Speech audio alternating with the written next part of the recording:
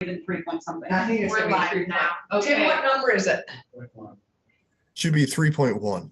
Yeah. Oh, I had to refresh. It is there. Welcome back, everyone. This is Senate Government Operations Committee. We have a new version of S32 based on the decisions that we just made. Beautiful. This is a bill about ranked choice voting. So Tim, if you could take us through the changes that you just made, that would be great.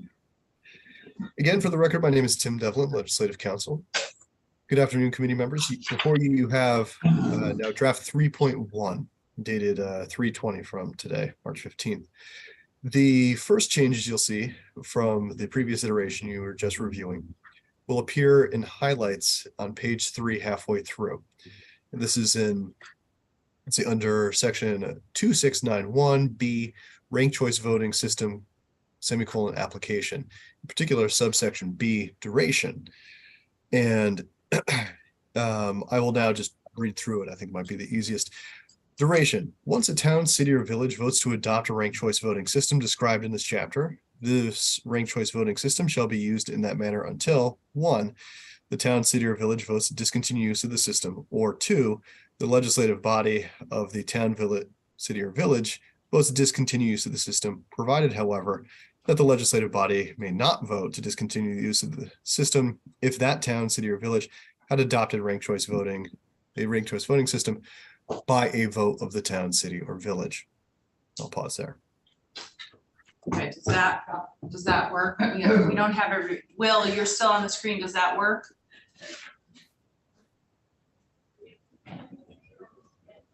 I just got back. Sorry, Chair. Were we looking at the adoption language? Yeah, it's on the It new looks good. version is not- It looks good. Okay, perfect. Thank you. Thanks for, you can just stay on the screen. Go ahead, Tim. Thank you.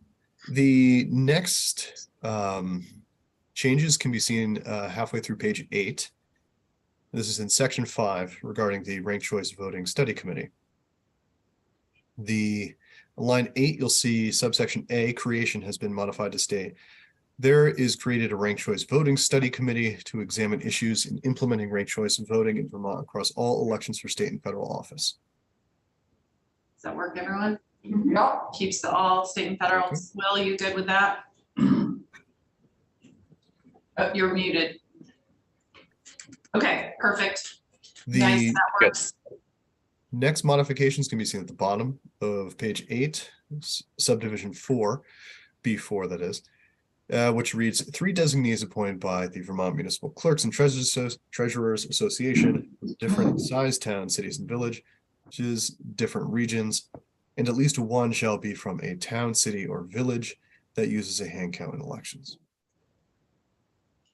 Does that work, everyone? Will? Yep, okay, great. Thanks, Tim. Keep going. And let's see, the next modifications can be found on page 19 towards the top, specifically line 4. This modifies section 2707, ranked choice voting result reporting, shortening A, which will now read, and this is just omitted text essentially, but now reads, unofficial primary round-by-round results shall be released as soon as feasible after the polls close, and at regular intervals thereafter until the counting of ballots is complete.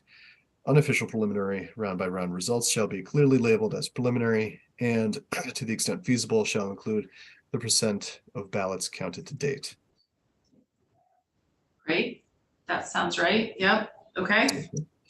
The next section, you'll only see really a highlighted and on line 12.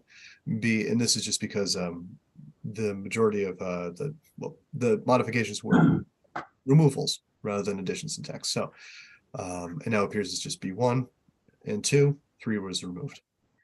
Great, okay. And see, the next modification appears in the rulemaking section, section 8 on page 20.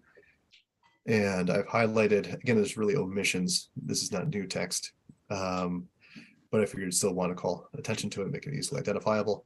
On line 14, skipping back up, 2709 rulemaking, the Secretary of State shall adopt rules pursuant to 3 VSA Chapter 25-4, skipping down to line 14, procedures for the release of round-by-round results. Great. Okay, so want to make sure there's B 1 and 2, but no 3. There is still a C, 2. There's A 1, but not a 2, A, B, and C. Yep, okay, great. Any questions or anything else for our legislative council? Okay, Senator Clarkson. Okay.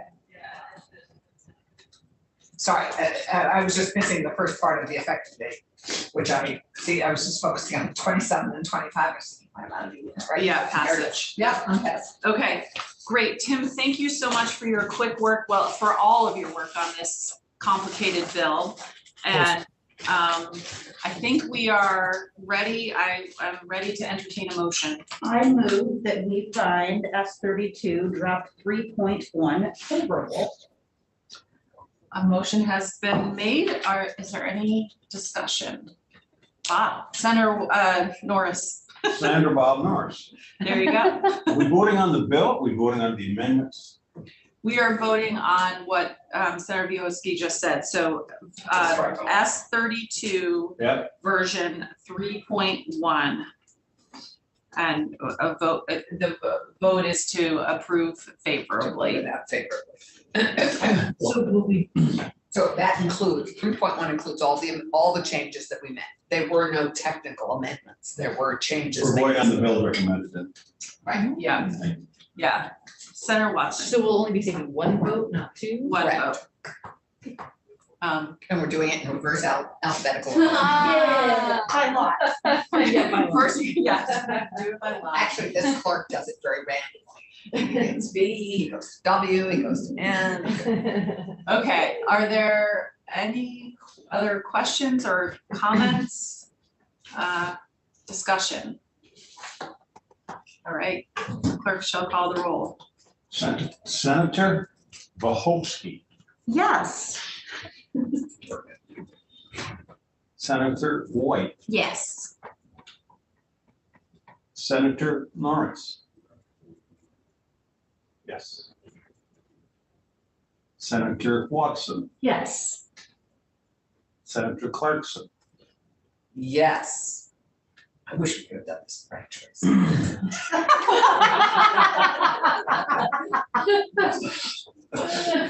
Chair Hardy. Yes, Nice work, guys. absolutely. Thank you so much, committee, for sticking with us on this really long work. Thank you to all the people who contributed to this. Will, thank you so much for all the work you put into it. And Tim, especially, thank you for the many, many, many drafts you did on this really confusing, complicated bill. I think we're in a great position right now. I'm thrilled by the unanimous vote. And Senator Wojcicki is going to report this on the floor. It will have to make a stop in appropriations because of the little 100,000, and you and I can talk about that. Yeah, so we'll see you all again when we discuss elections again. Thanks, Will. Take care. Thank you. Tim, feel better. And we'll see you again soon, but maybe you should go take a nap if you can. Oh, Actually, did you have a fire, house go. fire alarm wake you up too in the middle of the night? I was just not. No. Oh my No. God. Anyways, yes, no, I'm off to House Gov Ops. No rest for the wicked. Good luck. Oh, take care of yourself. Thanks again. I just texted Pierce. All right, we can go offline for just a few minutes while we're waiting for our next. All out in the hall. Oh, they're all in the hall. Do you want to grab our next? Yes, I will grab our friend and I'm gonna unplug this. Okay, we'll stay up. We're on live, everybody. Okay. Oh, so you coming? You figured it out? Oh, there's the bill. Okay. Are you on? Would you mind just handing that to Olivia? Thank you. Thank you. Wait, okay. Thanks, guys. Thank you, everyone. There are people. Thank you. I just said to Pierce that Hey, the constitutional amendment was introduced. Yeah. Thank you for your great work on it. Sure. It was interesting to hear it read out loud on the floor. I was like, yeah, I guess I don't like having in our constitution. Like it just reaffirmed for me, like I don't like that. Okay, we are still live, everyone, so we want to shut the door. We are shifting gears from ranked choice voting to legislative compensation. So we're working on S39. We have with us Jennifer Carby. We want to come up, and she has done a new draft for us based on some of our previous discussions. And I will also just, before you start, Jen, just let folks know that Senator White and I have been working on sort of, what's the word, processing the feedback we've gotten from the committee and trying to come up with a new draft that we hope we can move forward today. It does require some numbers, and that's why we have legislative joint fiscal office here. I'll let Jen walk through it, but it does make the change that we talked about on health insurance, and it does make changes for compensation, as well as some more smaller changes. We still do have several decisions to make on this bill, so let's get into decision mode on this one as well. So why don't you just walk us through where Yes, we're would you at. like to put it up or we? I think we all have paper Great. copies, so we don't need it up there. Yeah, let's just recycling. retrieve it from the recycling. Nope. Just 32. All right, well, good afternoon. I'm Jen Carby from the Office of Legislative Counsel, and I have brought to you a strike-all amendment to S39, which is an act relating to compensation and benefits for members of the Vermont General Assembly. I have highlighted in yellow all of the changes from the bill as introduced, so that we should be able to zero in on those. So in the first section, this is the section making legislators eligible for the health insurance that is offered to state employees. And so the change that I made there is on page 3, where it goes from saying that the premiums for extending insurance coverage to members of the General Assembly would be paid in full by the General Assembly, to instead say shall be paid as follows. And it's 80% by the General Assembly and 20% by the member. I think that's modeled on what is currently in a state employee's contract, but this would put the specific 80-20 split in statute, even if that changed. So I don't know if that's something the committee is wanted to make you aware of that. And Kathy was reminding me of that. Yeah. It's a good point. We just, Catherine Bennett from Joint Fiscal, we just thought of it, like, as I was reading, I was like, oh, that's negotiated and everybody else is tied to what they, so you can choose to leave the 80-20, or you could say we're gonna tie to what the state employees get, would require different drafting. Okay. Yep, and I've drafted, there's language that would do it the other way in one of the House bills, so it's easy if you decide to go that way. Okay. Kathy, Well, yeah, I think that makes sense to tie it, so we don't have to keep changing it, to tie it to whatever the state. right, if you would change it, I think it's probably to match the state employees, I think Yeah. that makes sense to. I think our Okay, if intent you'd is like- to stay with what they Okay. have, Okay. so, Right, so then what it would say, I would take, I think the language that I had in H450, which is one of the House bills, would say members of the General Assembly shall be required to pay the same portion of the premium for group hospital surgical medical expense insurance, which is a term used a lot, as is required of employees of the executive branch. Which is a little, I mean, it's also what's required of employees of the legislative branch, but I think it's a clearer group of who we're talking about if you say it that way. okay. And I have issues with that, concerns about That that. makes sense. Okay. Okay, Jen, can you, at this point, I think makes sense for you to talk briefly about the research you did about, for yes. members over age 65 and how that works. Thank you, yes. So there were a number of questions and we talked about what options are available to members of the General Assembly who are age 65 or over and therefore eligible for Medicare.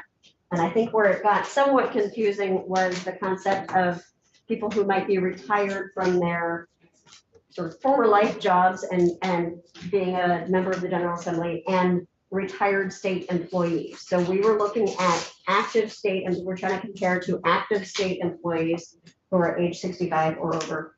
And the way that works is that they can defer enrollment or disenroll, depending on if they've already enrolled, from Medicare Part B. So they would stay on Medicare Part A, but likely not use it because would be secondary coverage to anything to the state employee plan. So they are eligible to pick up the full state employee plan, in which case I should preface it that way. You don't have to pick up, if you're age 65 or over, you don't have to pick up the state employees plan. You could stay on Medicare Parts A and B and whatever supplemental you might have in Part D coverage. If you're happy with that, if it's more cost effective for you, then switching over to the state employees plan, you could do that. Otherwise, you can go on the state employees plan. You stay on Medicare Part A, but it's sort of dormant. It's not doing anything. You typically disenroll from Part B, so you don't have to pay for that, which is allowed if you have creditable employer coverage. And then you would pay for and get the benefits of the state employee plan. And to the extent there was anything the state employee plan didn't pay for that Medicare did, it would provide secondary coverage. So, Good deal. So there's nothing you need to put in the bill to specifically address individuals who are age 65 or over, making legislators eligible for the state employees plan would have them operating under those same circumstances that apply to active state employees who are 65 and over. and if an employee or legislator retires again from office or from work, they can go back onto Medicare Parts A and B without penalty. Yes, you can re-enroll, you can enroll if you age into Medicare age in the legislature and we're on the state employee plan, you would still enroll. I believe Part A you have to enroll in when you turn 65, but Part B you could defer without penalty until such time as you did not have creditable employer coverage, and then you would need to enroll or re-enroll. Okay, so. This is all my understanding from DHR, so. Yeah, and Jen did a lot of back and forth with them to really it was understand Really this. helpful. So Senator Norris, I just want to pause here to make sure you understood this, because you had asked about the options for people 65 and over. Yeah, I mean, it's kind of, well, I'm here one moment here, so I mean, let's try to absorb what, I don't know. I mean, I was on the state for 20 years. So I know what that consists of. I need to make sure that when you're saying this is what DHR told me or whatever else, I mean, I got a wife and I got to make sure that, my ducks are in a row here, so to speak. Oh, exactly, yes, and I think that would be something, I would imagine that our Department of Human Resources here, in collaboration with the executive branch DHR, would have more information available to you. I'm happy to forward you my correspondence because I asked a bunch of questions if that would be helpful. That would be great, yes. Yeah, right.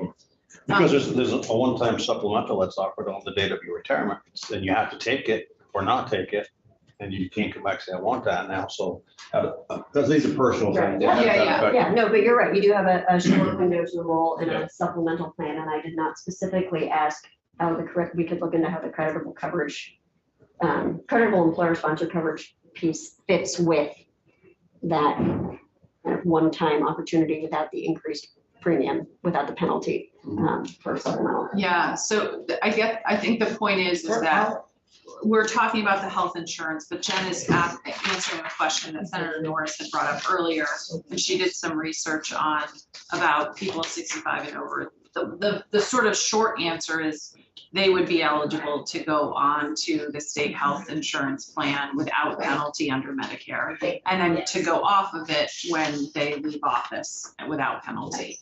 And I think it sounds like from my reading of that exchange you had with DHR is that most state employees ages 65 and over do stay on or go on the state health That insurance is my, plan. yes, I asked if they knew and not specifically, but sort of anecdotally, that was Yeah. the expectation. Yeah, that it's a good deal.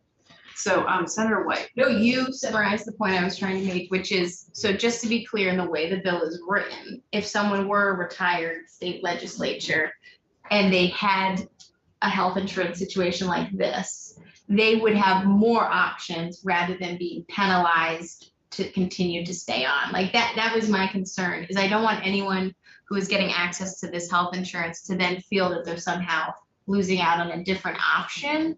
And what I'm hearing is that will not be the case. Right, this would be an option or Additional option. an additional option, yeah. Well, let me clarify, I was asking for somebody else, I'm not saying I'm over 65 years. Yeah. Sure thing, sure thing. Senator Watson. Well, thank you. I just want to make sure that, the language that there's nothing more that we need to include in the language for this all to be true. That is my understanding. I don't believe there's anything that we have to do, because really all you're doing is making somebody eligible Right. for a plan they are not currently eligible for, without doing anything to affect their existing. Is that true? I mean, I'm anticipating already to tie it to the negotiated agreement. Yeah, we already made that decision. already did, We would, so, that it would okay. be whatever the executive branch Okay. employees are getting. Okay. Yeah, Great. yeah. Good. So that will be a change in the next draft. Senator Vigos. I think I'm pretty clear that I know the answer to this, but I just want to be sure, because there's sort of a unique category of legislators who are already retired state workers. And now they're working again as a retired state worker. That doesn't make them lose access to that retiree plan, does it? That is an interesting question that I did not specifically ask. So let me follow up with DHR on both the Medicare supplement piece and the retired state employee turned legislator, right? Okay. And I will get back to you with information on both of those. That sounds great. Thank you. And Yeah, these are great questions. it's so complicated. Let's move on to the next section then. Okay, so the next section next group of sections deals with compensation and expenses. And so if you remember, we have these in two separate statutory sections, one dealing with the speaker and the pro tem, and the other dealing with other members of the General Assembly. So starting with section 2, which is the speaker and the president pro tem of the Senate.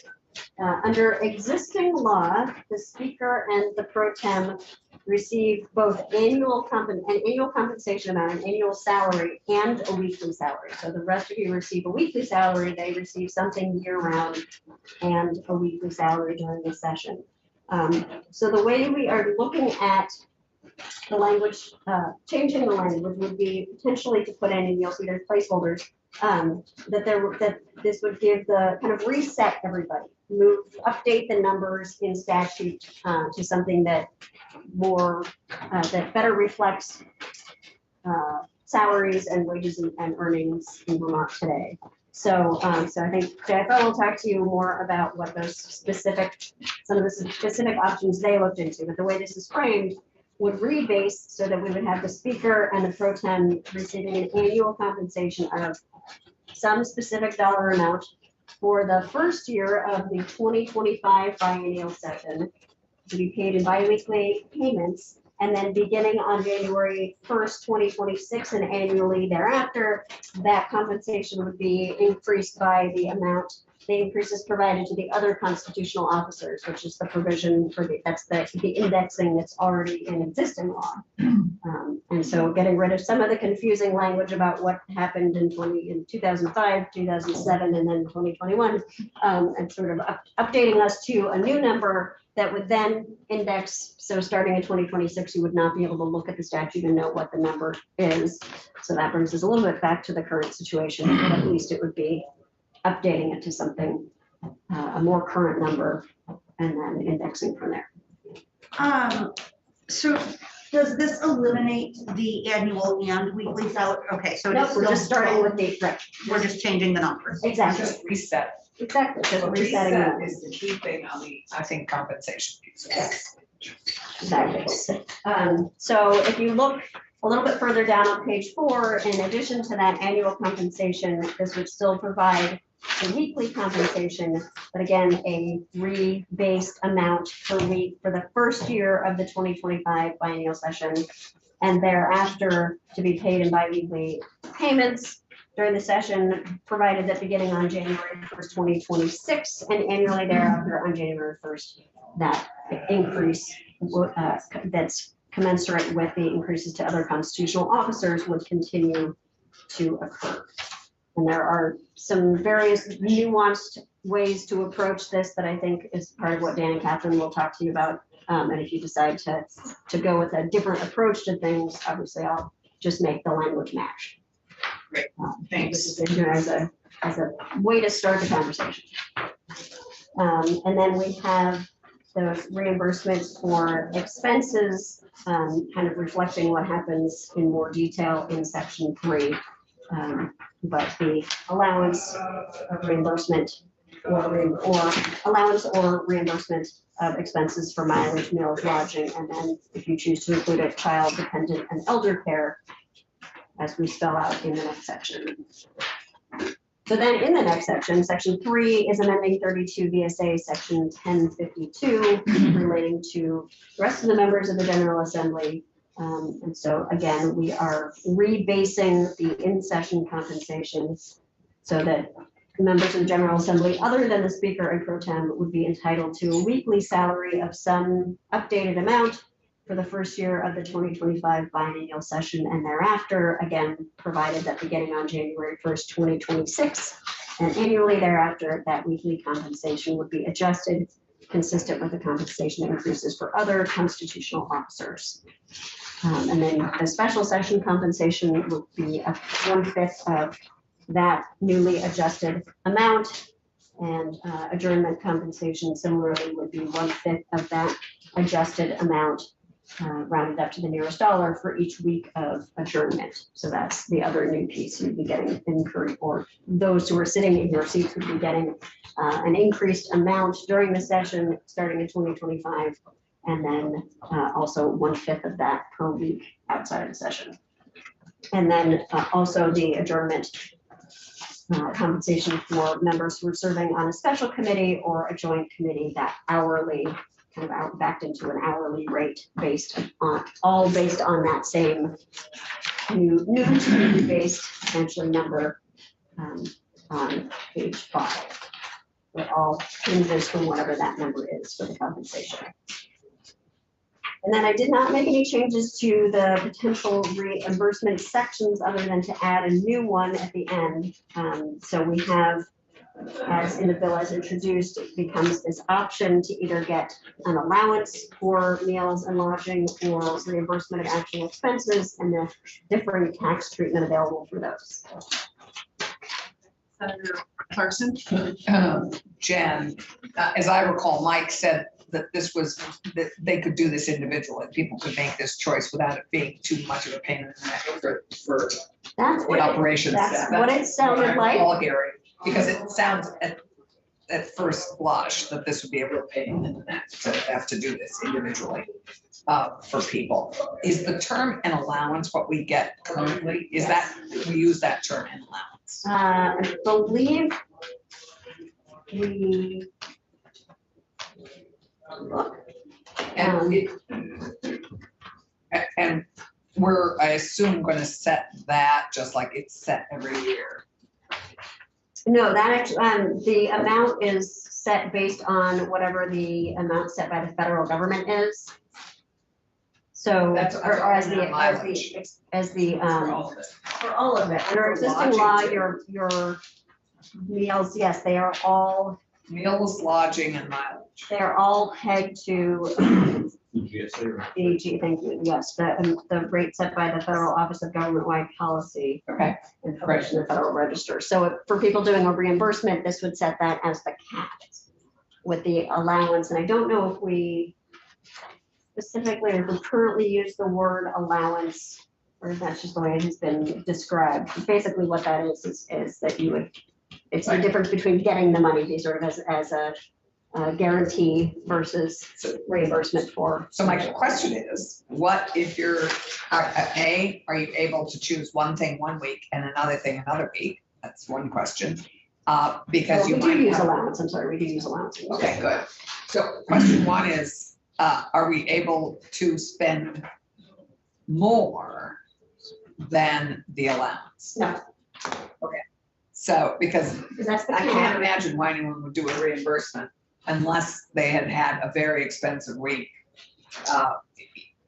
with food that cost more than the allowance. Well, It's about taxation. It's It's about taxation. They're not And gonna if pay you- you for more than what you're allowed to receive. Yeah. okay, well, that's my question to clarify, is that Right, we so cannot, it is- we cannot be reimbursed for more than what the allowance is set. Right, it says So shall reimbursement not is- exceed. So the amount of the daily reimbursement available shall not exceed the daily amount Okay, that's good, available for the reimbursement. just, As far as changing, I mean, it says that you will make a choice prior to the beginning of the biennium, and your choice will remain in effect through the remainder of the biennium unless you notify the Office of Legislative Operations that you want to make a change. I'm sorry, where is that? That's on page 7 under for meals, and it's on page 8 for lodging. Got it, okay. So while, yes, you can change it during the session, I think you're gonna probably drive my nuts if you do, but Yeah. I will let them speak to how easy it is to change that. I was just wanting to clarify that. Yeah, I think maybe we, so can you tell me which lines that is on Sure, specifically? page 7, lines Okay, 7 through 12. okay, so a member's choice shall remain in effect unless, maybe we peg it to a change in circumstance or something. It's been given that it's new, I've tried to make it flexible so that if somebody, for example, was trying reimbursement and really found they couldn't keep up with the Paper receipts, exactly, and the paperwork, and decided to just go with an allowance, they wouldn't be penalized or required to continue doing something. Got it, okay. So you could, So we have- yeah, I mean, so you Okay. certainly can, or we can see how it works in practice and You can always change it. limit the options. If Senator Clarkson is changing back and forth every other week, then But I'm glad that's not possible. Senator Norris, what? It says you can change it. Yeah, we were just wondering if we should make it like more limited on why you can change it, so Mike doesn't have to change people's back and forth every week. But I agree with that, yes. yeah, but we'll keep it flexible for now and we'll see how it goes. Okay, carry on, Jen. all right. So then on page 9, I did not make any changes to the child dependent and elder care reimbursement. I didn't know if you wanted to have a conversation on that or just flag that was not changed. Yeah, so why don't, we need Or to do have you want a, me to walk through the rest of it? yeah, why don't we go through the rest of the changes? We'll come back to that. On page 10, I added a new reimbursement provision for parking. This was a provision that came out of one of the House bills that says a member who attests that the member's physical limitations make it difficult or impractical for the member to walk from the member's lodging to the State House may receive reimbursement for actual costs incurred for overnight parking for the night preceding each day that the house in which the member serves shall sit. Is that unique? Yeah, it sounds fine, but I was under the understanding right now, and I've talked to Mike about this, is because at Hilton down here, they charge you now it's $12 an hour for parking. Oh, the. Capital Plaza charges $12 a night. And he just said all you have to do is bring in your receipts. He said it's considered income. It's gonna be taxed, but if you bring it in, they'll pay you for it. Yeah, it doesn't, it goes on your bill. If I know it you was on the don't, bill. right, I mean, you pay for it. You pay I know we pay additional. for it. Right, I So think what he's he's saying saying is is that Mike Mike Ron says we.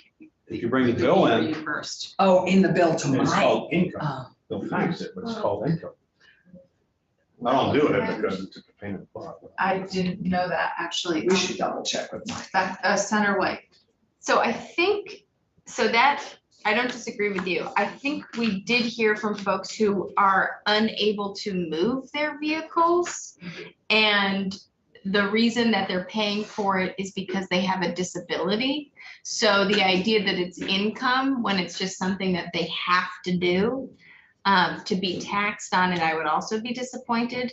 So I think that we avoid them having to be taxed even in your, even in that I'm not situation. sure we have control, at least at the federal level, over whether that's, I think there are a limited set of circumstances that we can elect, that somebody can elect non-taxable treatment. Okay, so for someone who is, because if we cover it now, why is it in the bill? So But, I want to clarify that because that's not my understanding. okay, Wait, so just one second. Yeah. Would you see if Mike is So available to let's- come join us? Just to Mike clarify. Ron. then we don't need it. If you're Mike right. Ron? Yeah, Mike Ferrand, Mike Give Ferrand. me an example where that. Okay, wait, let's let Jen continue to go through. We'll come back to the parking When conversation. Mike's here. All things. I know, it's This is a- ridiculous. I think Representative Elizabeth Burrows had brought this point to us. Yes, this is a big issue. Yeah, we got some testimony on it, that it does. And it's um, been an issue for years for people. I mean, although they didn't We're charge. gonna come back to this. Yeah, got it. I'm- Go ahead, Jen. On page 11, in the legislative leave from employment section, there was language in the bill as introduced that took out the specification that it's somebody who has to leave a full-time position who is entitled to a temporary or partial leave of absence. So this would be any position that a member would be entitled to a leave of absence for, but also includes a portion of the language from one of the House bills that that would change the timing of when the employee who intends to seek election and would be invoking the right to a leave of absence if they were elected. Instead of under current law, when the notice to the employer has to be provided in writing within 10 days after filing the primary election nominating petition or taking any other action to place the member's name on a ballot, this would instead give the member or the employee to be a legislator 14 days until 14 days after being elected to provide that written notice to the employer. And I will note here that there was brief discussion about whether we would add the provisions of Representative Bartley's bill, which is much broader employment protection measures. And in discussions with Jen, we decided not to add it now. We haven't had time to take testimony. We don't have time to take testimony on it, and there are a lot of labor rights issues involved in it. So we will just, I will let our colleagues in the House know that, you know, they should take a look at that issue and see if they want to add it to the bill once it gets over to the House. But we just don't have time to dig into that, and felt like it was unwise to put it in there without actual testimony. Good idea. Thank you. Okay, so this was something though that we did talk about and had testimony on, so, and it's much more limited, so. And that is it for the substantive provisions, except that I made some potential changes in the effective dates that I wanted to flag. So what I'm really suggesting is just getting rid of the existing effective date section, making it a little bit more straightforward. And having most of the provisions take effect, all the ones about compensation and benefits and insurance take effect on January 1st of 2025, although we can move any of them earlier if you want. And then just having the legislative leave and the working group take effect on passage. So I think the question is whether you want any of the changes around compensation and benefits to be to apply next year, which would apply to those currently in office, or whether you want that in 2025. So that is there. We will get back to this conversation yet. So are Okay. there, to the conversation about the effective dates. So are there questions for Jen about the language and the technical stuff, not the policy decisions at this point? Jen, I think you've done a great job. Thank you, and I'm happy to make any changes the committee decides on. So these are all here for conversation purposes. I think one thing, but while you're still sitting at the table, Yes. let's have the conversation about childcare. Yes. So on page 9, the child dependent and elder care reimbursement. So it's not just children, but you know, it would also include spouses and family members who are ill and et cetera. That this section I wanted to get back to conversation on, because what is in the bill is a much more generous benefit than state employees get. And so I wanted us to have a conversation about it. I realize that there are instances where legislators have different circumstances because we live here, and it might require different sort of payments for both childcare and elder and dependent care. But I think that there is also some considerations to be had for giving us a more generous benefit. So I just wanted to have a committee conversation about what we were all thinking about this one. Senator Watson. Yeah, sure. Well, so speaking as someone who would potentially benefit from this, I get it. You know, like in part, it breaks my heart a little bit to take this out. But I respect that. Like, we shouldn't be treated as like a special, you know, group that deserves more than state employees. And in part, it makes me want, you know, fight for like, how do we get all state employees this benefit, right? Like, because we're all dealing with, well, a lot of folks deal with this. So yeah, I guess I'll just leave it there for now. I get that it's what is fair. Right. Jen, can you just remind us, or maybe Catherine, what the current benefit is in this area for state employees? Yeah, that's what I'd like to know, because I get to that. Oh, Arlene, do you know? I'd have to look up what was reported in testimony, so no. I remember it as being like a Fairly- $250 a year kind of benefit. Very modest. Yeah. Is that, It's modest. I don't have the exact number with me. I have some other details, but not the exact number, but it is a modest amount. Like, And it's a limited, very limited, It was less than so the testimony, this is testimony from Steve Howard, so, you know, from the Vermont State Employees Association. He said there's a total of $140,000 currently available for all 10,000 state employees, and it's capped at $250 per year. okay, that was my recollection as well. So that, if we were to change it, we could change it to mirror that, and as if they get a better deal through negotiation, then we I could think it's make only it mirror. for people up to a certain income level. that's true. And it's Oh. also not something that's eligible for legislative staff. It's only for the executive branch. Oh, I think that may be Oh, actually something. it's not.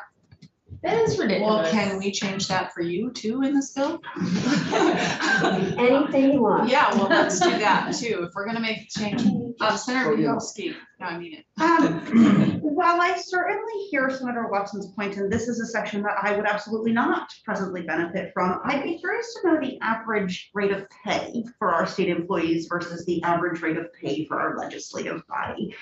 You know, we are making on average $11,000, $12,000 a year. So just a simple, there's a different need. I can't imagine we have a single state employee that is being paid as low as the legislature is being paid. Seasonal ones, but not too many.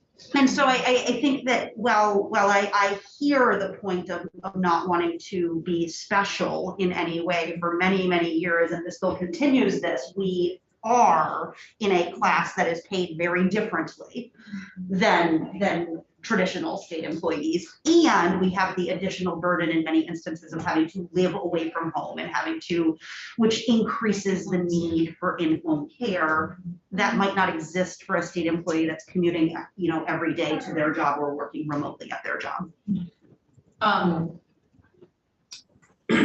That is true, and we are, this bill would, if we move forward with it, and JFO will come up and testify about this, change the compensation, so rebalance the compensation, at least some. So maybe I put the cart before the horse a little bit, but Mike is here.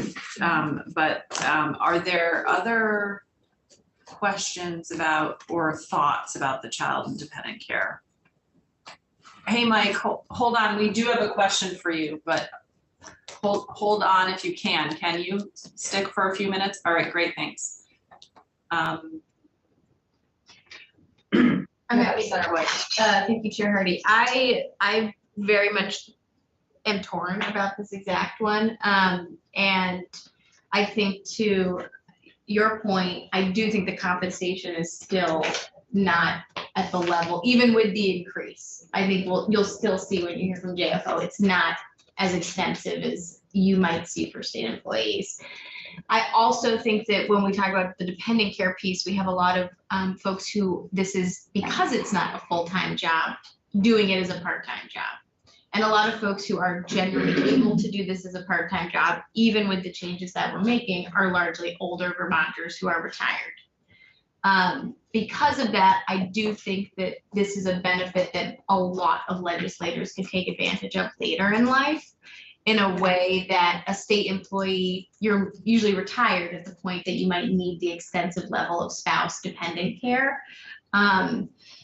And I think we've seen in our body how the lack of dependent care means that we get less productive legislators because they are not able to care for a family member in a way that is affordable. And I'm slightly emotional about it because I think we've all seen the implications of that on our colleagues, and it's taxing, and it means that we don't get as good democratic decision making. So with that said, I'm happy to not see it in the bill if that feels like the right compromise for now. But I do think that it is a very legitimate request on the behalf of any legislator for future consideration. Jen, can you remind us of it says shall not exceed the federal maximum annual household contribution limit for dependent care flex spending account. Do you remember what that is, or does any of the other folks in the room remember what that is? Talking about what childcare is 23,000 a year. No, it's like 5,000. Yeah, I think it is 5,000. Now that really needs to be reset. That's a federal level. I know, it still needs to be reset, just like the minimum wage. It's 5,000. For dependent care. And Arlene, is childcare and dependent care the same? They are, That's- yes. Yes, up to So 5,000. it's 5,000. That takes care of a month. Trying to, Senator Clarkson, go ahead. So I was Anyway, so. No, I won't. I just was gonna suggest that I think to move this forward right now, let's put this into part of the study. Let's put this in part of the summer study work. I think it might. Well, It just says. Both Really places. about benefits. Yeah. Well, let's call it out explicitly, child and For dependent. that, So two options along those lines. We could do like something that mirrors what state employees get, plus add legislative employees to what state employees get. And so that would be that very minimum thing, and then put it in the study. So that's one option. One option is obviously to keep what we have. Another option would be to say, instead of the full federal thing, we could do a percentage of the federal thing to make it a little halvesies kind of thing. So it's not 250, but it's not 5,000, maybe like 50% or 40% or some percent. this latter thing you're talking about right now is very compelling to me. The what? The option you're describing right now is very compelling to me. Which she's given you about 10 options. She's given us 3, and it sounds like, if I'm reading the room correctly, we actually would potentially have the votes to just keep this in the bill. I think we have the votes in this committee. I'm thinking more broadly about. And I trust your judgment on that, so I will For the. not. I think it will be harder to defend. So I guess I would say, Senator Norris, do you have a thought? I agree. Everyone makes very good points here. I think perception is politics. I think that if we receive or get more than what our own state employees receive, it will not be shined upon very highly.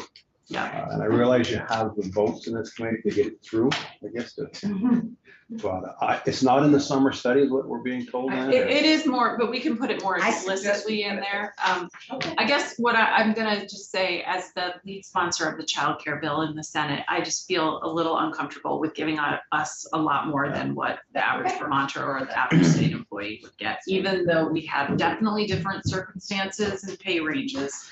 I hear that, but sort of optically, it doesn't play well. So I guess, Jen, what I would say is if we could go with drafting whatever the equivalent that state employees get, add legislative employees. I don't know how if you need, what language you need to put in there too, but if we're gonna get it, you all should get it, even if it is only $250. And then put more explicitly in the summer study, the sort of to look at child dependent and elder care. Okay, yeah, I'm looking, the only somewhat challenge is that I don't believe the state employee program is statutory, so it's sort of however it's described on In their HR's website, which is what I'm looking at. Okay. But it doesn't mean I can't use some of that language to describe a similar program, it's Okay. just not All clear. right, does this seem like a sort of, no, Senator Bihowski? I have a question. The new compensation, what does that mean? Okay, maybe. Yeah, so maybe we should go to that. Because at one time we had talked about 50% of the average income or something like that. I was getting wrong. The average. And so my, Oh, wait. We're gonna get to the salary, so hold that thought because so it's linked to Catherine this, so. and Deanna can talk us through that. But we did have a question for Mike, so he doesn't have to hang out here with us. So Mike, the question that came up was, first of all, about in the bill, there's this sort of optional, you can do either the reimbursement or the allowance for expenses. And it does allow for people to change their mind as long as they let you know. Are you comfortable with that, or would you like us to put more strict parameters so people aren't doing it too frequently? Or So Mike Front, Office of Legislative Counsel. Anymore. I Used to. can you hear me okay? Yeah, you said legislative council. You said Oh, legislative operations. Sorry, Jen, I was looking at you as I was talking. I got all nostalgic. It would be much easier for us to break the group into the thirds that we do based on who elects to do that. So I would say at least for the session, if people can lock themselves into either per diem or actual amounts, that would make it much better for our office to divvy up who's in what category. Versus people changing week to week. I think it would become too confusing. People changing. Okay. All right, are we okay with that to make it easier Do you for? want to put in something that's a little bit more, like, unless it is necessary that the member, something to make it a sort of higher threshold, but it just seems a little bit stark, yes, Yeah. to create a new option and then lock people into it. Yeah, so would you be comfortable if we put something in, something like if, kind of like when you can change your health insurance plan because you had an event, a family event. Qualifying event. A yes. qualifying event. Right, we could say change in circumstances, or we could say unless it is, is necessary. Or I would say that if, why don't we peg it to town meeting? We have a natural break there. You'll have seen how it works for 2 months. And you can just make a decision about whether or not, and that would give you some time to fix it. Does that make any sense to to have it reviewed at town meeting if it's not working for you? I just worry that sometimes the events that happen in our lives aren't neatly lined up with town meeting. Yeah, and then there could be 100 people changing over town meeting week. Right, so the way the language currently reads is the member's choice shall remain in effect through the remainder of the biennium unless the member notifies the office that the member wishes to make a change. It's there. We can strengthen that if Yeah. if there's concern about people switching back and forth. Yeah, I think making it stronger so that people are not just doing it on a whim because they they lost their receipts for the week. You know, and so it's like, unless there's a, I don't know, major, compelling reason, compelling personal reason or something.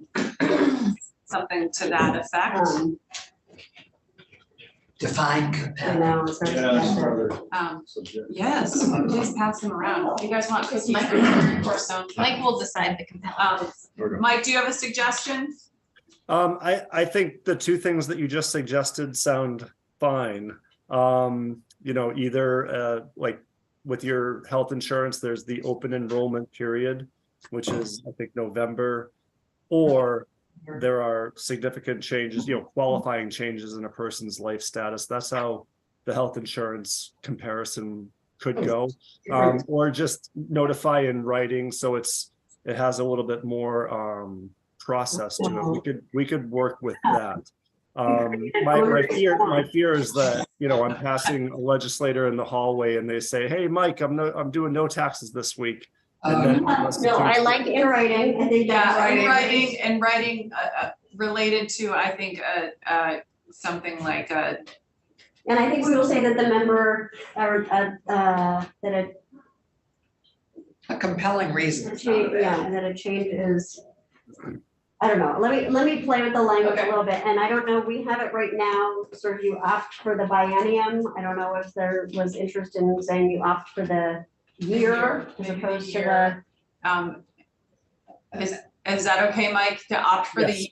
Or opt for They the can change- session. They can change. The session. well, Right. that's They can opting- change about whether it's 1 year or 2 years. in but- writing for a compelling reason or some brilliant word that Jen comes up with.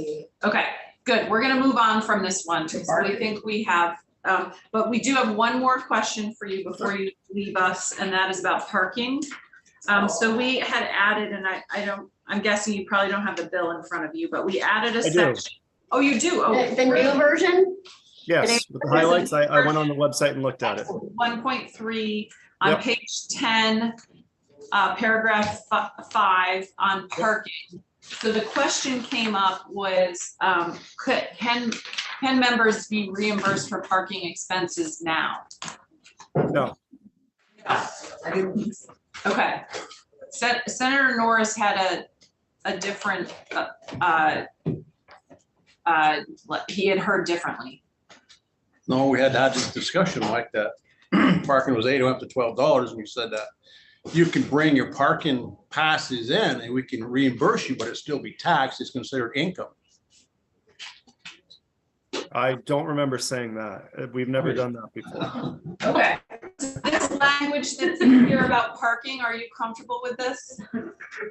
I mean, it makes sense, and I know the genesis of the issue, Yeah. the backstory. So I mean, I get it, and that the language of that makes sense. Would it be, would it follow the same taxable, non-taxable flow of everything else, or would it be a Don't whole believe we standalone get, this is just reimbursement. I don't believe we have the option to provide non-taxable. I think there's a small universe of things we can provide non-taxable for. I'd have to ask Abby, but this is not a parking allowance, it's a reimbursement. Okay. Okay. All right, if you're generally okay with it, we're gonna leave it for now, and if you come up with some concerns, let us know. Well, so just thinking it through, and I don't mean to belabor the point, is it, when you just say parking, does it have to be like the hotel parking lot and the hotels charge for that? Or could someone park their car on State Street and run the meter the whole week and then bring that receipt in? Because that could be significantly higher. It doesn't say that it has to be the hotel. It says walk from the member's lot to the State House. And that they receive reimbursement for actual costs incurred. Okay. So in theory, if somebody rented a house down on East State Street,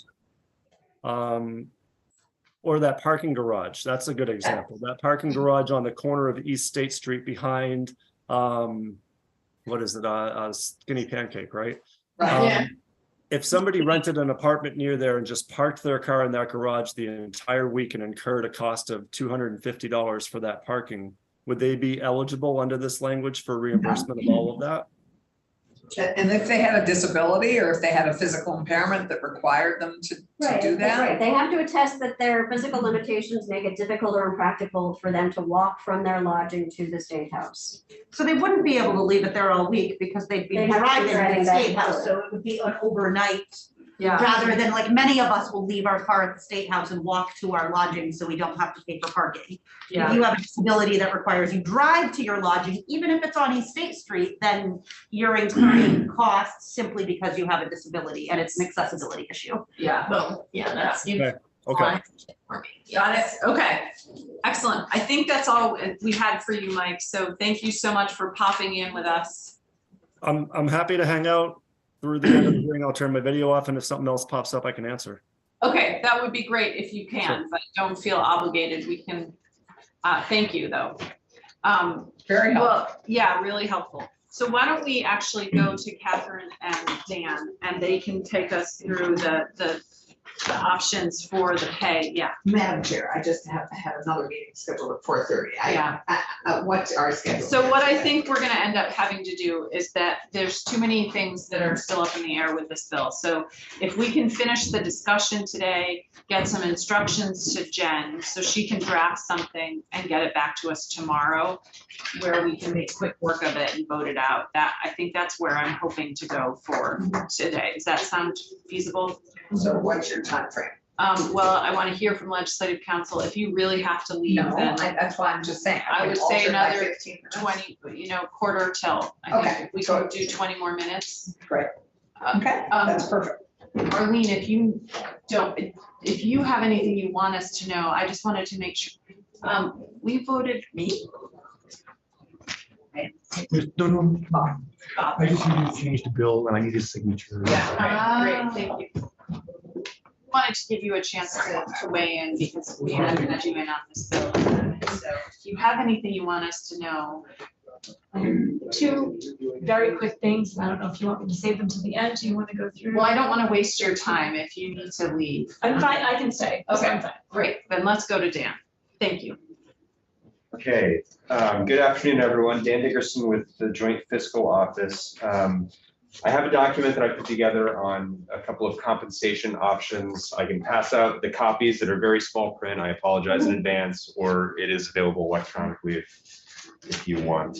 And so this is based on a conversation that staff had with the chair this morning, and Oh my God, Dan. I put this together pretty quickly and didn't do it. Oh, for that, we're grateful, but. So yeah, like I said, I apologize for this one. So anyway, the interest was in setting the weekly wage for legislators to either the median or mean average wage, the mean wage for Vermonters as a whole. So I pulled those wages off for 2021 of the Vermont Labor Market Information website. So you can see sort of towards the top of the sheet, the mean wage for 2021 was about 55,000 annually, or 1,066 per week.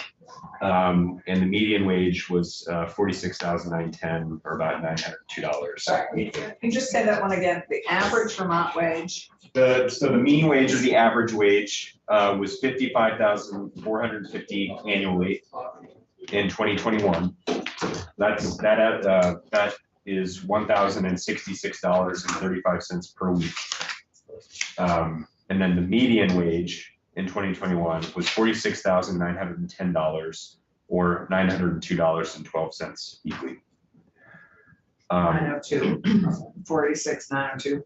Yeah, and so those are the two numbers that will sort of drive these options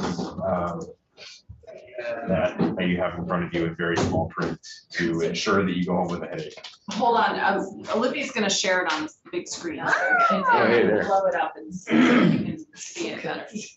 Oh, you still can't see it. You can do it on your screen. I know, I will. I just, I politely put it away. All right, go ahead, Dan. Great. Oh, Dan, there we go. Thank you. All right, wonderful. So going into this nice little table that I put together. So current law in the 2023 session, rank and file legislators are making $811.68 per week. You go into leadership where you have the speaker and the pro tem, their weekly session pay is $898.44, and then they receive an annual stipend of $13,891.02. That's paid out bi-weekly as well. With nothing, if you don't change anything in this bill as far as compensation, in the 2024 session, you'll see the pay spelled out on the next line. So 843 for legislators, 933 for the leadership during the session, and then their annual stipend is 14,432. And then on the right here, you just see where I've sort of tallied the total cost of all of those wages for the session, plus the estimates that I make for the amount of work that will be done during the off session. And so, under current law 2023, it's a little under 3 million. In 2024, I estimate about 3.1 billion, which is about a little over 100,000 more than the current law. So going into the S39 options that you have in front of you today, obviously you could, you could ask for something different. So if I base your new weekly salaries off that 2021 median wage, now I'll note that that's 2021 data. So I wanted to adjust a little bit to get closer to at least $2025, because that's when that would be in effect. So I've applied the FY22 Pay Act for exempt employees. So that would have been applied to the constitutional officers, the FY23, FY24 Pay Acts. And you see those spelled out at the bottom. So 4.15% in FY22, 4.9% in FY23, and 3.9 upcoming in FY24. Oh, God. All right. Using the 2021 median as the base and then applying those changes, that would get you to a weekly session salary of $1,024.03. And then what I've done for the speaker and the pro tem is just looked at how what's the percentage difference between that 1024 and the 843 that you would have under current law. And that was, I think for this one, it was about 11%. So I've raised the speaker and pro tem, their weekly pay and their annual stipend by, I think it was roughly about 11%. And then you see the corresponding cost increase. So the total salaries, FICA cost is about 3.7 million, which is about 750,000 over current law, 760,000 over current law. And then the next option is just doing the same exercise for the mean wage from 2021, but still using those Pay Act numbers from 22, 23, and 24. So you end up higher at 1,210 per week. So those are options. You could pick, one or the other, just to put them out there. Yeah, so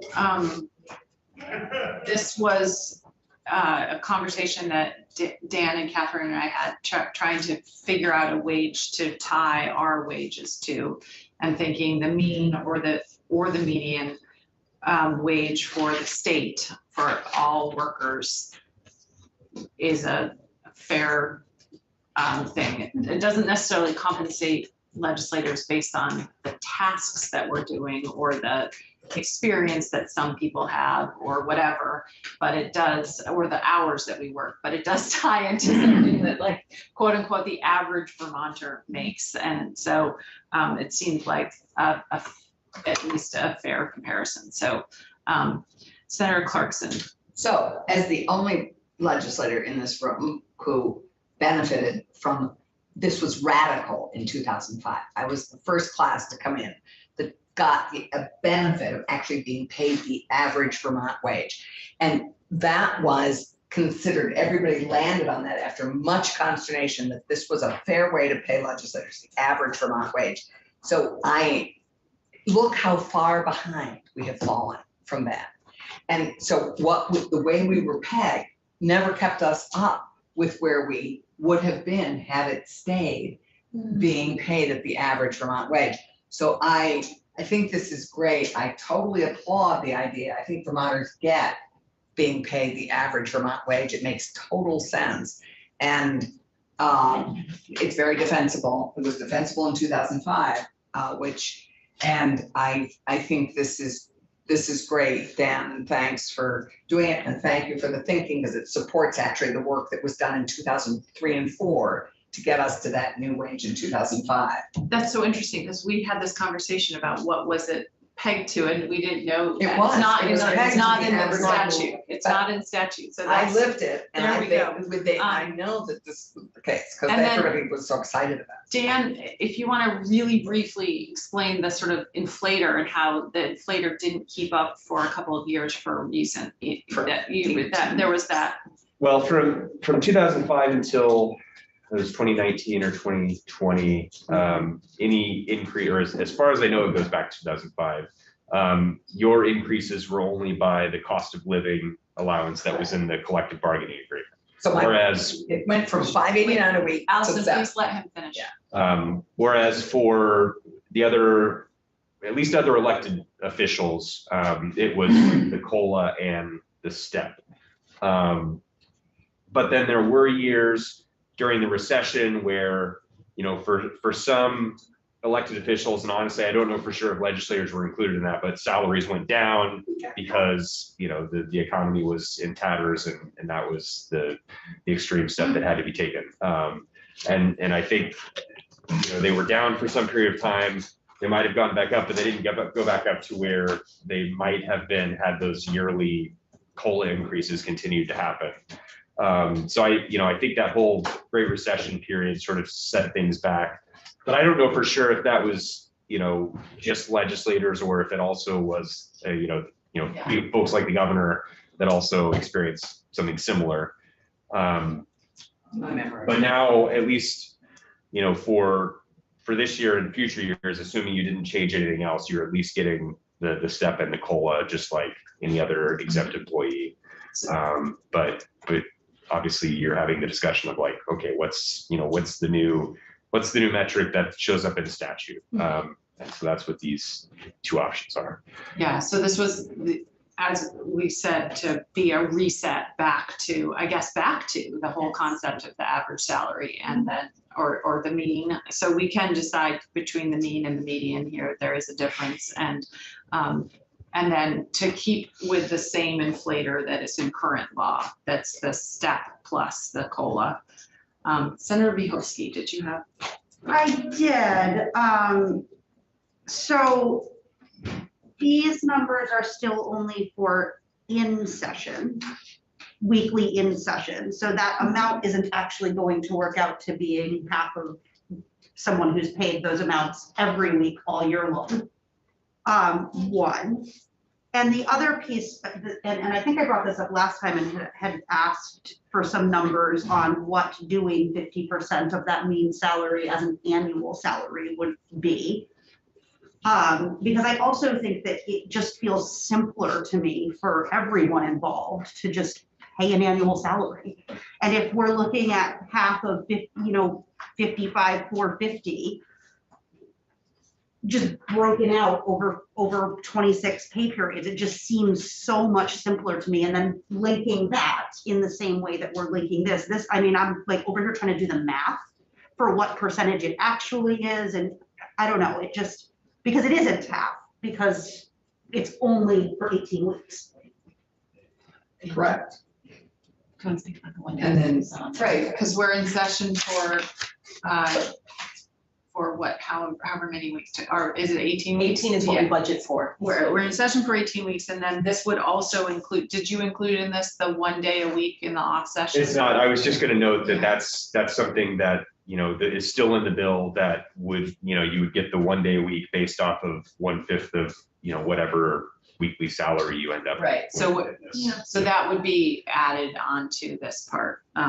Right. So I did, you know, I once again, I apologize that there's some information that I probably could have added that I didn't, but I did some quick math as far as if you go with the 2 weekly salary numbers plus the 1 day a week, what you would end up receiving annually. So if you went with the median, the 18-week session plus the 1 day a week during the off session would total a salary of $25,395.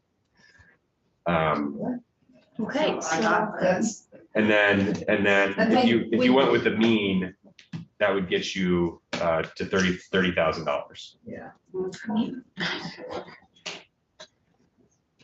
And I can put that in a more formal document. Okay. It's something that I was thinking about. I was sitting on the sideline. I was over here trying I to wish do I the would put math. that there and I didn't think about it, but. That's okay, that's okay. You Um, did this really fast. I mean, we just met a couple hours ago. We So, appreciate it. Yeah, Senator Clarkson. So there are, I recall in our previous conversations about this, that there are reasons people want to be paid in the 4.5 months. So like our allowance and our reimbursement, I would think if we thought about that, we could consider people could opt for, just like teachers do. Teachers opt to be paid like you do over time or for the session. And so I think allowing for that flexibility, because I know that there are reasons some people need to be paid during the session and not the whole year. So I would think if we gave them that option, it would be Okay, good if we so thought. I want to ask, I don't know if it's Arlene or Mike about that as would that be a huge hassle if we did decide to give legislators the option of doing just in-session pay or all year sick pay? I think that would be one that would require people to walk into either choice at the start, before the start of the biennium, only because DHR payroll sets up your pay schedule. So I think that would be one where people would have to lock themselves into a Yeah. decision. But it's possible, it would just have to be a one-time decision for the year, basically. Yeah, okay. Catherine. I think you'd also have to have some kind of trip, because if you adjourn at 16 weeks or you adjourn at 20 weeks, you have to figure out that piece. So you could assume 18 weeks and then have some kind, or 16, I don't know how you do it, but you'd have to navigate that because sometimes you end at 18 weeks, but sometimes you don't. Yeah, sometimes there's a pandemic and you have a lot of extra rights. Okay, Yes. that's a good point. Okay, well, Everything we Just- saved. besides this- Senator Clarkson, I'm trying to get done in 5 minutes, so stop talking. Besides this question of the all year, are people comfortable with this concept of Yes. Senator Watson? Thank you. So I understand we need to choose between either using the mean or the mean. Yeah, that's a policy decision right now. So we could, generally the concept though of one of these is good. You were happy with that. Okay, so what, giving you the first shot, which would you? Well, so the fact that the mean is higher than the median in general tells me that the mean is skewed by perhaps a few highly paid folks. And so in the spirit of not being special, I would be more comfortable going with the median because that is that's closer to truly what most people make.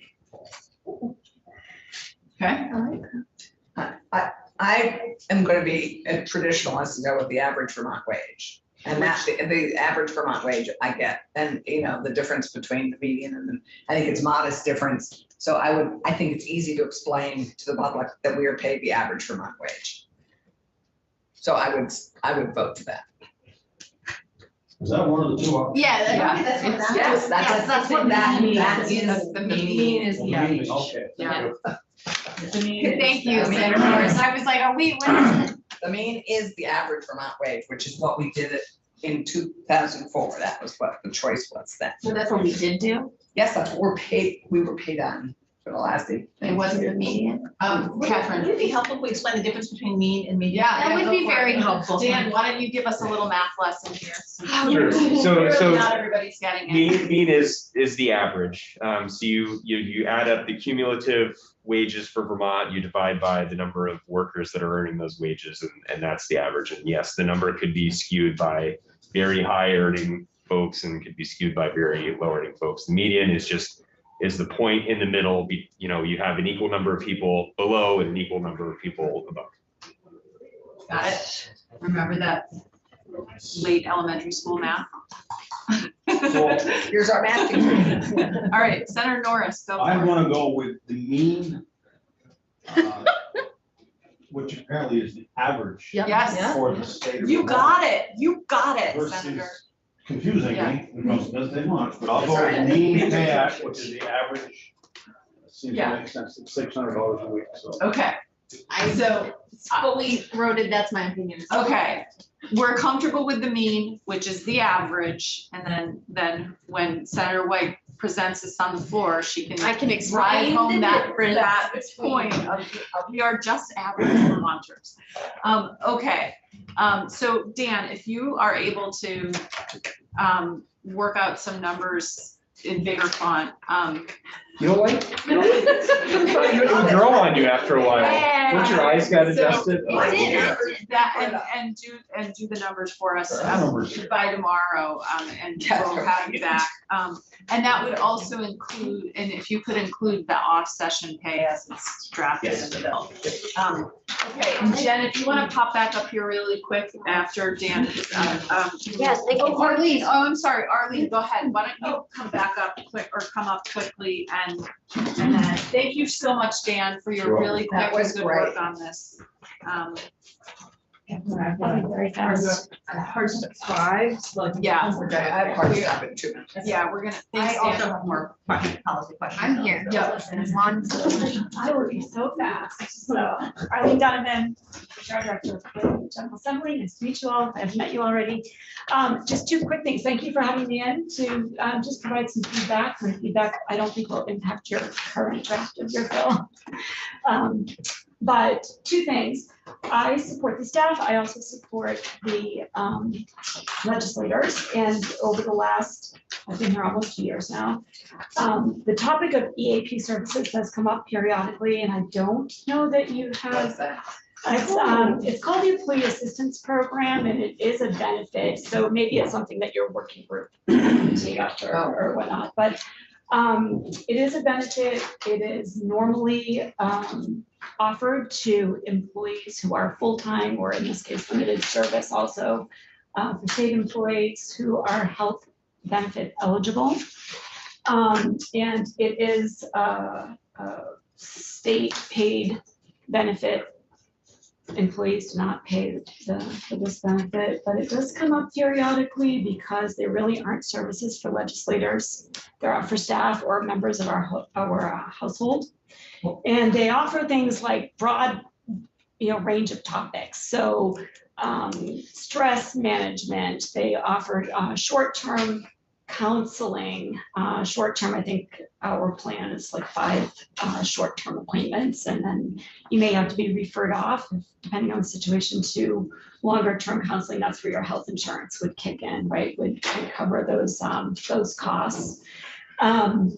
Financial planning, all kinds of things. So just a broad range of topics, usually offered to full-time or limited service staff who are health benefit eligible. I don't know what the interest would be or the uptake, but it is something that is brought to my attention and asked of me periodically. So just wanted to point that out to you. How many people take advantage of it? For the state, I would have to go back to the Department of HR and see how many state employees take advantage of it, because I really don't know. I honestly don't know, but it is something that's asked of me. Senator White. Thank you, Chair Hardy. I am so appreciative that you brought this to our attention, because I am not eligible for EAP currently with my employee setup. And I used EAP when I first got a part of break from alcohol. It was one of the first calls I made, and I was able to get 3 therapy sessions paid for.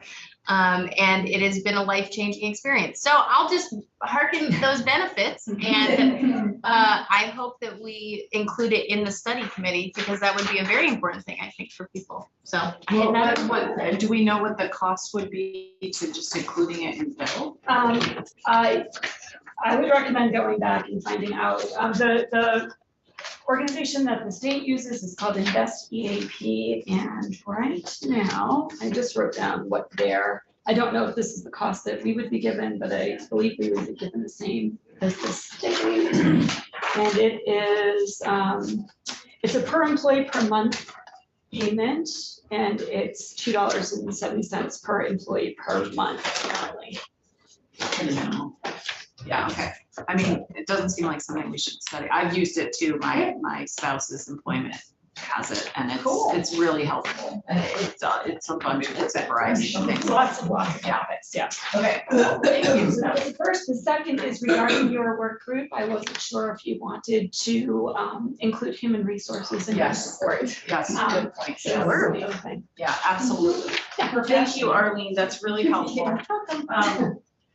And now, if we can really quickly have Jen come back, thank you very much. And Catherine, can you just add that to your list of costs? Yes, now? and you're gonna, I'm sorry, you are gonna add that to I the. think so, it seems pretty minimal. Added to, So Jen, can we add that? can you add, I'm unclear if you're adding it as a benefit that you are putting in the health insurance So, piece or something, okay. and then you heard the conversation about where we're at with the salary stuff. Yes, but I'm not clear where, I understand that you went with the mean, plus the pay act pieces, that part I got. I wasn't sure where you landed on whether you were spreading out, allowing people to spread out over 12 months, how you were identifying that based on the issue Catherine raised about the varying. Why don't we put session. that on the study committee? And because that, I think, is a broader conversation. So if you can add that to their topics. In terms of and then the health insurance, we decided to change so the languages will reflect what the state gets. You can get the numbers for these other things from JFO, I'm assuming the numbers that are open. The child dependent care, well, first, let's actually go to the effective dates. Oh, yeah. So the effective dates, I think, what the original bill had was that the salary stuff would go into effect next biennium. So that we're not giving ourselves a pay raise, we're giving the next legislature the pay raise. And we individually may or may not benefit from it. The study committee, obviously, and the leave stuff would go into effect immediately, although the leaves. The week that I put in to go in effect, so it would affect the next election, so that people didn't have to give notice in, May of 2024, but could wait. Right, so the benefits changes, though, in the original bill would go into effect next year. So starting January 1st, 2025. That would have been, I guess originally that also included the adjournment compensation. No, the adjournment compensation was 2025, so that was in B. Oh, right. So, the health insurance and the expenses change where you can decide either one would go into effect, plus the whatever we did with childcare and now parking. Right. So the question is, are we comfortable When do with? you have them take effect? That, so I put them in here as though they will all take effect with the next legislature, because I know there has been some expressed discomfort with affecting your own benefits, but it's certainly a very much policy decision. You could choose to have the compensation changes take effect in 2025, but the benefits start earlier. You can. Right.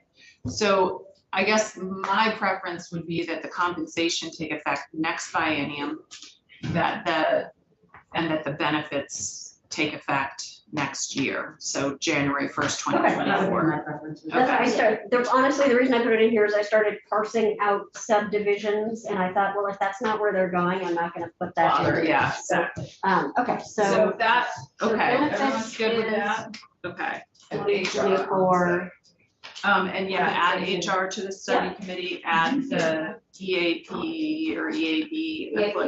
So the question about the child dependent care, I think, and I know that there are strong feelings in both directions on this.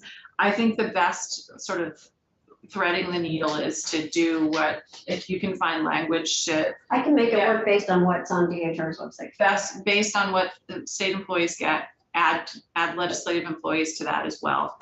And then put it explicitly in the off-session study committee to look more deeply at child. Yes, so I've got all of this. So I would basically structure a kind of a new program, but based on the state employee program, the executive branch program, and make it open to legislators and legislative staff. And that would be the benefit of up to, I think it says in the new program, something about $300, and I want to go back to, because I'm not sure if that's the benefit or has to do with incurring expenses of at least $300. And Catherine, what I was gonna, and maybe you're already anticipating, that we might need to add to that appropriation so that we are adding. I'm wondering costs. how the executive branch fills this fund, like we probably need to put some money into it. Yeah, so. Yeah, it sounds like they put 140,000 in, and when it's gone, it's gone. I don't know if you would want to Well, they have many more employees, so it would be a smaller amount, but I Yeah, don't. Well, I look don't- into that and see what you can find out by. Sounded like when Steve Howard was presenting it, it did not sound like 140,000 was the employee's size choice. Right. So I don't know how you want to, If you could look into that, what it would take to both add legislative branch essentially, because it would be legislators plus staff. And then what would it take to fully fund it so that everybody who's eligible gets the 250 or whatever it is? and I will say on the state program, the existing executive branch program, it's eligible or open to people with income under 75,000. Okay. Yes, we could we'll just figure that, and we'll aim for the 250, and we'll keep it basically what the state is providing as a starting point. Trying to figure out. Trying to get them in on it too, Bob. Trying to get everybody in on it. Okay. We're running out of time. We're gonna lose. So I want to make sure that I'm gonna give Senator Vyhovsky, because I know you still have some discomfort on a number of these things. I do. I Yeah. also think we at one point talked about adding in pay for new members orientation and continuing education. That doesn't seem to have made it into this. Oh, yeah, so Catherine. I would just say, one issue with new legislators is they're not employees yet, like you're not officially on place. We would think about maybe a stipend or something, because we don't know how many there are, but just to be mindful of that you're not actually sworn in until January. Yeah, that's a good point. And that's actually has been an issue as we work through it, like that's why we actually, part of the reason the Snelling Center helps out, so because we're not employees, so we're, as a legislative body, we're not funding that way. In the same direct kind of way, we are funding. I mean, I'd be comfortable with a stipend. I know like I have to take unpaid time off of work to come do orientation, and then I just don't get, and I know plenty of people are sitting in that position, so they either choose not to go and then are not prepared to be here. And so or they're trying to balance. I think that it is an undue burden to ask people to take a week of unpaid time off Right. and not be reimbursed for that in some way. Right, so if there's a way we could do a stipend, whether it's like a per diem, like the per diems we give to regular members of the public for participating on a working group or something like that.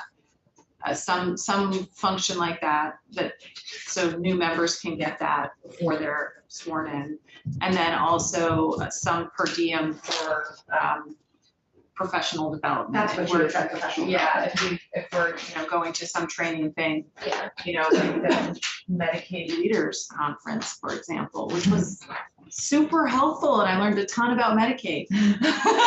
Or something like that, that legislators would get their per diem. You would get, okay, so like your other, I'm just trying to think about. You're basically aiming for the same per diem, whatever salary you've ended up with for legislators, we use that same dollar for a day. Is that what you're thinking? Well, so what do we get if we're on an off-session study That's committee? what I'm. You get a fifth. Do you get a? I don't think, maybe. A day? Daily compensation at the rate then in effect for members of the General Assembly during a special session, so yes. you Yes, You okay, get your day. so that applied to days that we're devoting to professional But development. I will say I guess, because you're saying that's not official duties out of the state, it's. Yeah, I've been told. I can work that into this Okay. existing. All right, And then I do just have significant concern with the childcare piece, and not only like who is here, but who can't be here and who has left because they couldn't access childcare. And my suggestion was going to be that we tie it to the percentage. So if we're making, roughly 50% of that average wage, then perhaps it's 50% of, when you were talking about, a tiered system. So maybe it isn't the full 100%, it's 50%, because that's sort of the percentage under average wage that we are making. I like that. That's why I wanted to know that number. I Senator White likes it, what, I mean, I'm not sure I can fully wrap my head around it. So we're making Because we're making less. roughly, we're going with the mean, and when we sort of average that out, it's actually about my math was not great, it's like 56% of the mean salary. So if we link, the federal limit is that $5,000, so if we say that we are, because we're making 46% less than the average Vermonter, we get 46% of that 5,000 to sort of make up for that difference. And that way, we're not getting the whole thing, but we're linking it to like an actual like numbers on the page. We are making that much less. Am I making more sense now? yeah, I guess I'm still uncomfortable with us getting a benefit that is significantly more generous. I mean, any kind of employee, there are seasonal employees, there are employees that have to be on the road a lot, you know, that move around the state for their jobs. And I guess I'm just really uncomfortable with us saying, well, we are different than a lot of, I mean, we are different, but to say it in a way that justifies higher compensate or reimbursement for childcare and elder care. I think that argument is a fair one to have, like with the study committee, and to really parse it out and make a comparison, especially after we've hopefully passed a major childcare bill, and that will change things for everybody for childcare. So that's where I'm at. I think the optics are gonna not be good for us on this one. So I will add, just to complicate your conversation a little bit more. Oh, no. What I see, when I'm looking at I'm still looking at the childcare benefit on the DHR website. They say the maximum reimbursement per household, they're sorted based, applications are sorted based on household income, or by household income, and the maximum reimbursement per household per year could be as much as $1,600 before taxes. I don't know how they. Yeah, what it sounded like from what Steve said is that that's the maximum, but it's not fully funded. Right. There's not enough appropriate. Right, so I guess what I'm asking is, how do you want yours based on what is being reported is happening in the. I guess I would like On to the hear, see funding. if Catherine can get us some information about, it'd be lovely if everyone could get what they're, you know, 1,600, you know, so that, Yeah. you know, and how much would it take to fund that? I don't know. There just seems to be some sort of. Yeah. Conflicting or. We are, Inconsistent information. maybe you and I can talk about this a little bit more. We're gonna lose people, so, But we are, so we are giving the legislative childcare benefit at the same rate as the state employees. Is That's what where we've we're landed currently right now. now. Yes, We're gonna it's just a discuss if question there's okay. how that gets And we're drafted including or- then the legislative branch. Yes. So Jen, if you're able to work on a new draft and work with JFO on the numbers, and if you have questions, you and I can talk. Great. And if you can't find me, then you can talk to Senator White. Okay, thank you.